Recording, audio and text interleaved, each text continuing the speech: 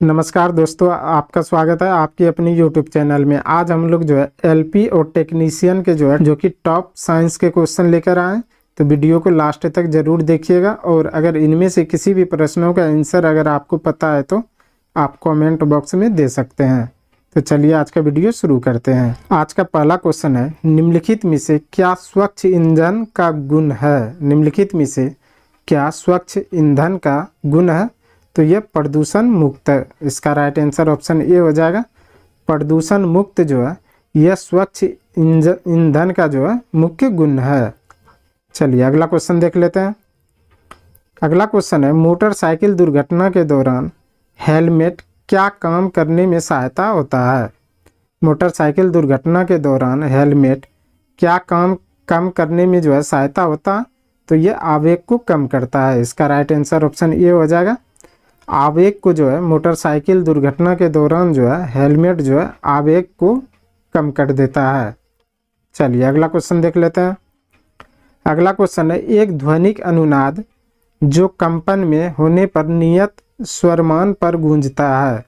एक ध्वनिक अनुनाद जो कंपन में होने पर नियत स्वरमान पर गूंजता, तो ये गूंजता स्वस्वरण द्विभुज यानी ट्विनिंग फॉर्म पर। इसका राइट आंसर ऑप्शन बी हो जाएगा।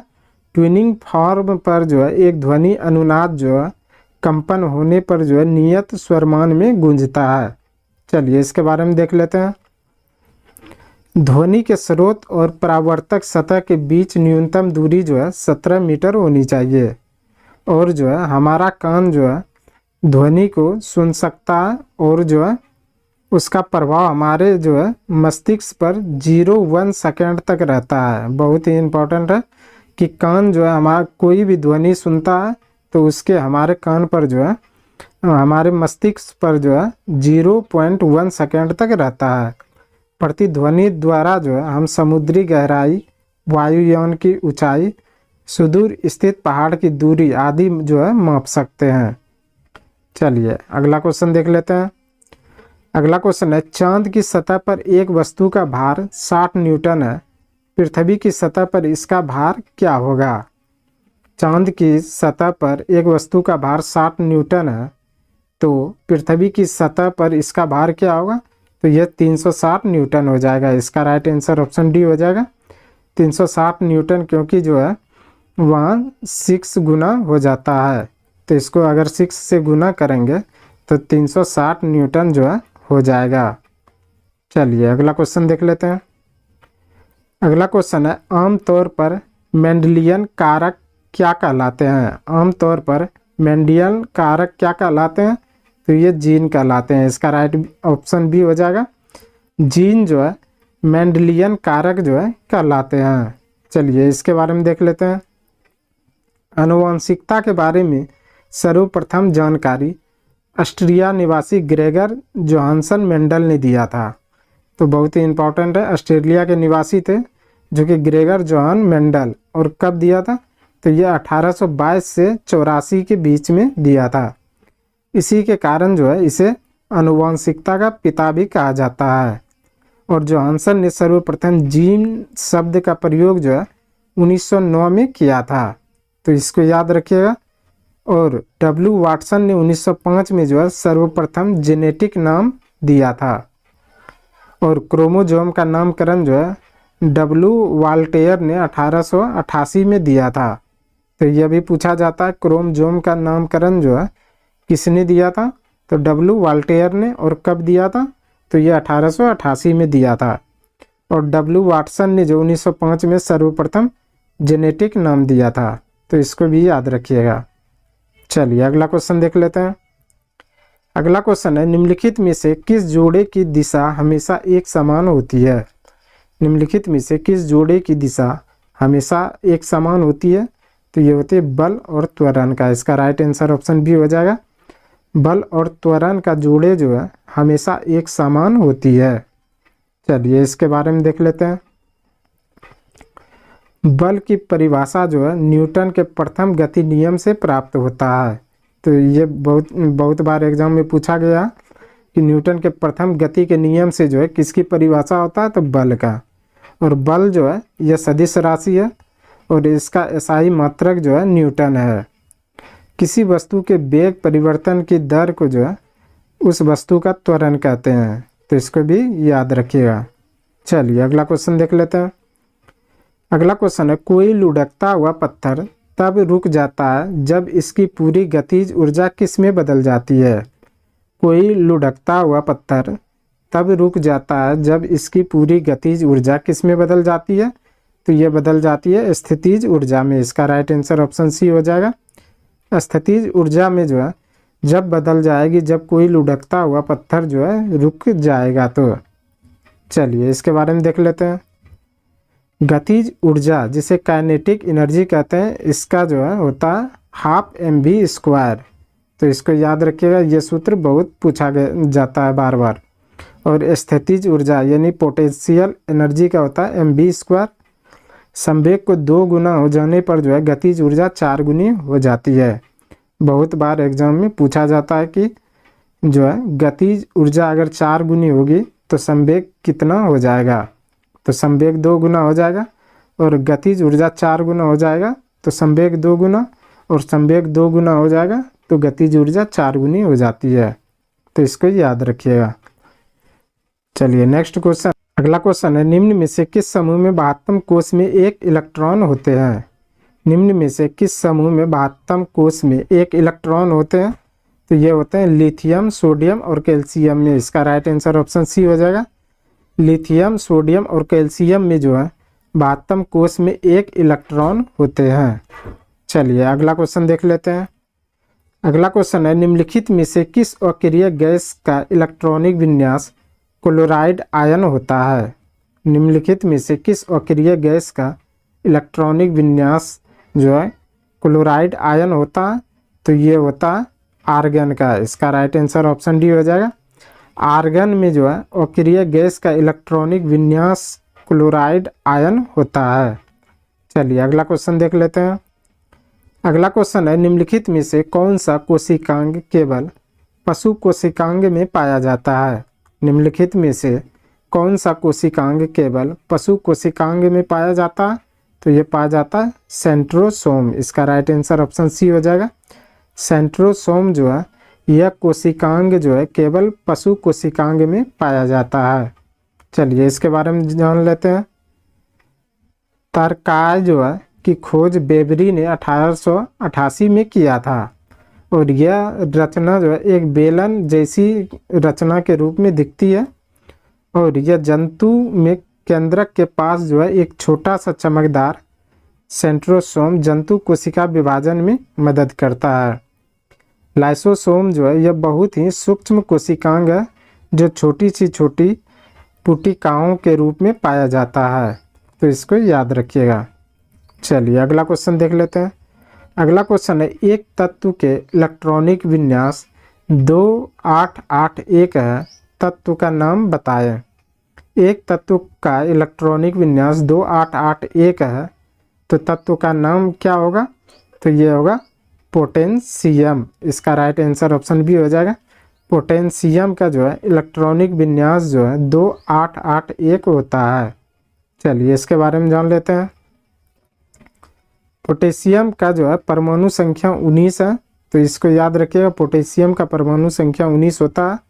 पोटेशियम क्षार धातु है और यह सर्वाधिक क्रियाशील तत्व है, और इसका प्रमुख अयस्क जो है कार्नोलाइट है।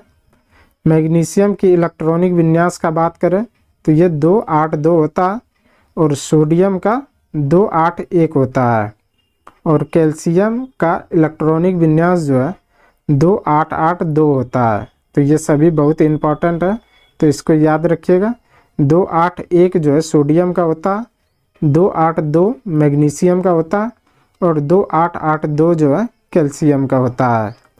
तो इसको याद रखिएगा। चलिए अगला क्वेश्चन देख लेते हैं।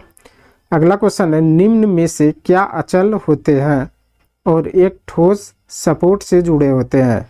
निम्न में से क्या अचल होते हैं और एक ठोस सपोर्ट से जुड़े होते हैं, तो ये जुड़े होते हैं साइकोन। इसका राइट आंसर ऑप्शन बी हो जाएगा।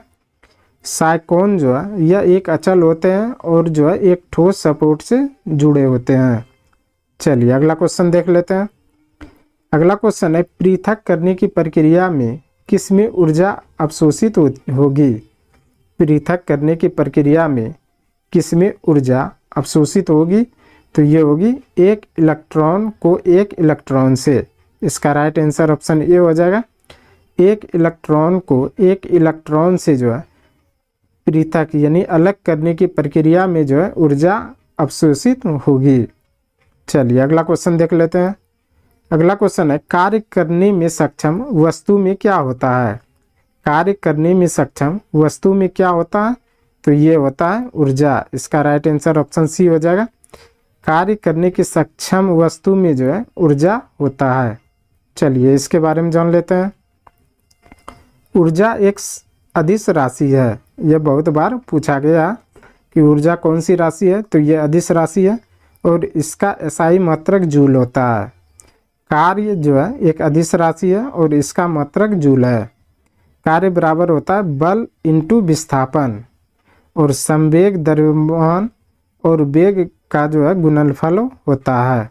तो इसको याद रखिएगा कि W बराबर जो है F इंटू एस होता है, यानी कि बल इंटू विस्थापन। चलिए अगला क्वेश्चन देख लेते हैं। अगला क्वेश्चन है जब लेड धातु कॉपर क्लोराइड के विलयन से अभिक्रिया करती है तब क्या निर्मित होता है।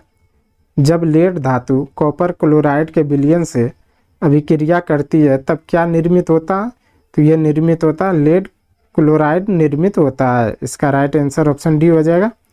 लेड क्लोराइड निर्मित कब होगा, जब लेड धातु कॉपर क्लोराइड से विलयन करती है। तो चलिए अगला क्वेश्चन देख लेते हैं। अगला क्वेश्चन है कार्बन का कौन सा अपरूप जियोडेसिक ग्लोब के रूप में है। कार्बन का कौन सा अपरूप जियोडेसिक ग्लोब के रूप में है, तो ये ग्रेफाइट। इसका राइट आंसर ऑप्शन डी हो जाएगा। ग्रेफाइट जो है यह कार्बन का अपरूप है और यह जो है जियोडेसिक ग्लोब के रूप में होता है। चलिए इसके बारे में जान लेते हैं। कार्बन के 3 अपरूप हैं, फ्लोरीन, हीरा और ग्रेफाइट। कार्बन जो है सार्वभौमिक तत्व है और कार्बन जो है सबसे अधिक पाए जाने वाला तत्व भी है और कार्बन एक अधातु है। कार्बन की परमाणु संख्या की बात करें तो 6 होता है और कार्बन आधुनिक आवर्त सारणी के जो है वर्ग 4a में रखा गया है, तो इसको याद रखिएगा। चलिए अगला क्वेश्चन देख लेते हैं। प्रयोग हमें गुणों की विरासत को एक पीढ़ी से अलग पीढ़ी ले जाने के लिए तंत्र प्रदान करते हैं। प्रयोग हमें गुणों की विरासत को एक पीढ़ी से अलग पीढ़ी में ले जाने के लिए तंत्र प्रदान करता है, तो ये करता है मेंडल के। इसका राइट आंसर ऑप्शन सी हो जाएगा। मेंडल के जो है प्रयोगों से हमें गुणों को जो है एक पीढ़ी से अलग पीढ़ी में जो है ले जाने के लिए प्रदान करता है। चलिए इसके बारे में जान लेते हैं। ये लक्षण जो है पीढ़ी दर पीढ़ी संचरित होते हैं, जिसे अनुवांशिक लक्षण कहते हैं। जेनेटिक का नाम जो है 1905 में W वाटसन ने दिया था, मोस्ट इम्पॉर्टेंट है। और जोहानसन ने 1909 में जीन शब्द प्रयोग किया था। डार्विन ने जो है जैव विकास से जुड़े हैं, तो इसको याद रखिएगा। चलिए नेक्स्ट क्वेश्चन है। नेक्स्ट क्वेश्चन है इनमें से कौन सा अंग उत्सर्जन तंत्र से संबंधित नहीं है। इनमें से कौन सा अंग उत्सर्जन तंत्र से संबंधित नहीं है, तो ये गुर्दे की धमनी। इसका राइट आंसर ऑप्शन बी हो जाएगा। गुर्दे की धमनी जो है यह उत्सर्जन तंत्र से संबंधित नहीं है। चलिए अगला क्वेश्चन देख लेते हैं। अगला क्वेश्चन है निम्नलिखित में से किन पौधे में गुप्त प्रजनन अंग पाए जाते हैं। निम्नलिखित में से किन पौधे में गुप्त प्रजनन अंग पाए जाते हैं, तो ये मार्सिलिया में। इसका राइट आंसर ऑप्शन ए हो जाएगा। मार्सिलिया पौधे में जो है गुप्त प्रजनन अंग पाए जाते हैं। चलिए इसके बारे में जान लेते हैं। मार्सिलिया जो है फर्न हॉर्सटेल पौधे जो है टेरिडोफाइटा संघ का पादप है। टेरिडोफाइटा संघ के पादप में जो है संवहन तथा तंत्र उपस्थित होते हैं। साइकस को साजो पाम भी कहते हैं। देवदार की लकड़ी से सेडस तेल जो है तैयार किया जाता है, तो याद रखिएगा सेडस तेल जो है देवदार की लकड़ी से प्राप्त किया जाता है। चलिए अगला क्वेश्चन देख लेते हैं।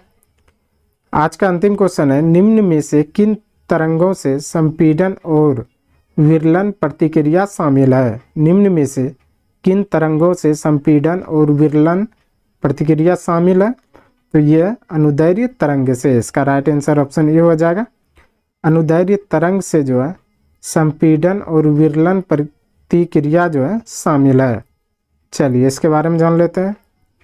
अनुदैर्घ्य तरंगे जो है सभी माध्यम में उत्पन्न हो सकती है, जैसे कि ठोस, द्रव और गैस तीनों में। अनुदैर्घ्य तरंग का उदाहरण जो है वायु में उत्पन्न तरंगे, भूकंप तरंगे और स्प्रिंग में उत्पन्न तरंगे हैं।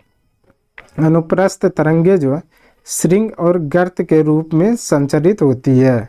आज के लिए बस इतना ही। हमें उम्मीद है कि ये वीडियो आपको पसंद आया होगा। अगर पसंद आया तो प्लीज़ लाइक, कमेंट, शेयर और चैनल को सब्सक्राइब जरूर करें। धन्यवाद।